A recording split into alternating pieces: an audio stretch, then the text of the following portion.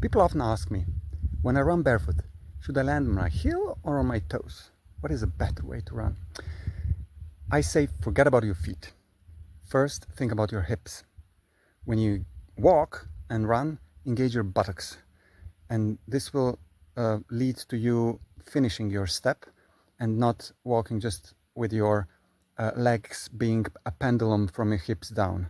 You want to bring it a bit up all the way to the tip of your pelvis. You know how when you have a pendulum, when you hold it in your hand, even a slight movement of your hand where you hold it will cause the pendulum to move all the way down. So in the same way, when you're walking and engaging your buttock, engaging your hip, you're kind of putting this little nudge at the top and helping your legs move correctly as they're anatomically designed.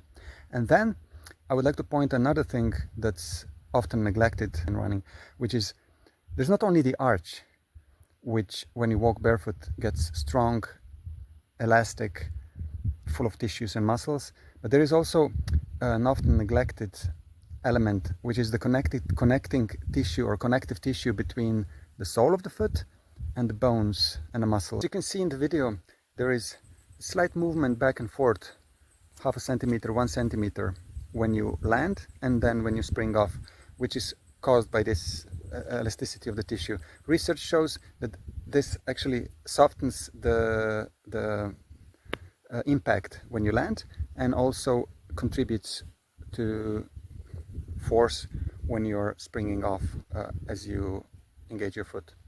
So that's the second part. And the third thing I would like to mention, which is often neglected in barefooting, which is the pointedness of the heel. Our foot is so running shoes are designed wrong. We have a very broad and massive heel, and our toes are squeezed together, and there's a pointed front of the shoe.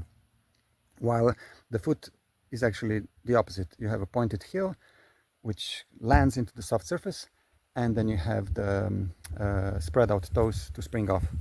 This is the natural way to keep stability and balance when you're running. Try it when you're, like, let's say on a slippery, muddy surface. Feel how your heel creates a balance point, and then when your foot rolls, then you get toes to really grip into the surface and create a nice spring off point. So the softer the surface, the harder you can step on it, and it's actually helping if you like really land with your heel. But your body will instinctually do it. It will just naturally do how you don't need to think too much. Just allow your foot and your hip to do all the work in coordination, instead of oh my god, I have to run on my toes, and then you force your foot to do what doesn't come natural to it.